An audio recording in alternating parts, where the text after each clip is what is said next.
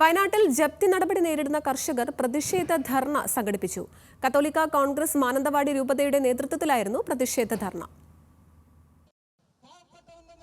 ജപ്തി നടപടി നേരിടുന്ന കർഷകർ വിവിധ ആവശ്യങ്ങൾ ഉന്നയിച്ചാണ് ധർണ സംഘടിപ്പിച്ചത്. കൽപ്പറ്റ ലീഡ് ബാങ്കിന് മുന്നിൽ നടന്ന ധർണ ജോൺസൺ തൊഴുത്തുങ്കൽ ഉദ്ഘാടനം ചെയ്തു.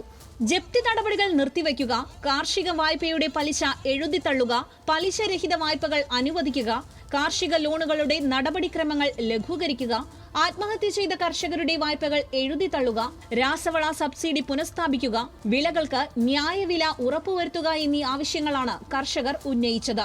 കത്തോലിക്ക കോൺഗ്രസ് മാനന്തവാടി രൂപതാ സമിതിയുടെ നേതൃത്വത്തിൽ കൽപ്പറ്റ ലീഡ് ബാങ്കിന് മുന്നിലായിരുന്നു പ്രതിഷേധ ധർണ സംഘടിപ്പിച്ചത്. നൂറുകണക്കിന് കർഷകർ ധർണയിൽ പങ്കെടുത്തു. വയനാട്ടിലെ പല കർഷക കുടുംബങ്ങളിലെയും ബാങ്കിൽ നിന്ന് ജപ്തി നോട്ടീസുകൾ എത്തിയിട്ടുണ്ട്.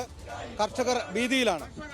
പലതരത്തിലുള്ള കാരണങ്ങൾ കൊണ്ട് കർഷകരുടെ സാമ്പത്തികമായ അവസ്ഥ വളരെ ദയനീയമായിരിക്കുന്ന അവസരത്തിലാണ് ബാങ്കുകൾ ജപ്തി നടപടികളുമായിട്ട് മുന്നോട്ട് വരുന്നത്. ആ ജപ്തി നടപടികളിൽ നിന്ന് പിൻവാങ്ങണമെന്നാണ് കത്തോലിക്ക കോൺഗ്രസിന് പ്രധാനമായിട്ടും ആവശ്യപ്പെടാനായിട്ടുള്ളത്. കർഷകരുടെ ജീവിതം അതീവ ദുസ്സഹമായിരിക്കുന്ന സാഹചര്യത്തിലും ബാങ്കുകൾ ജപ്തി നടപടികളുമായി ഇറങ്ങി തിരിച്ചിരിക്കുകയാണ്. വീടുകൾക്ക് മുമ്പിൽ ഈ വസ്തു ബാങ്കിന്റെ അധീനതയിലുള്ളതാണെന്ന് അറിയിച്ചുകൊണ്ടുള്ള ബാനറുകളും പ്രദർശിപ്പിച്ചിട്ടുണ്ട്. ഇത് കർഷകരെയും കുടുംബത്തെയും അവഹേളിക്കുന്ന നടപടിയാണെന്നും ബാങ്കുകൾ ഇതിൽ നിന്നും പിന്മാറണമെന്നും കർഷകർ കൂട്ടിച്ചേർത്തു. വന്യജീവി ആക്രമണം മൂലം ജില്ലയിൽ പലയിടത്തും കൃഷി വ്യാപകമായി നശിച്ചിട്ടുണ്ട്. വന്യജീവി ആക്രമണം കർഷകന്റെ ജീവനും കൃഷിക്കും ഭീഷണി ഉയർത്തുന്നുമുണ്ട്.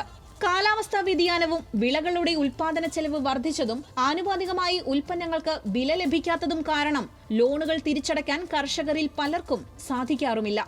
ന്യൂസ് മലയാളം, വയനാട്.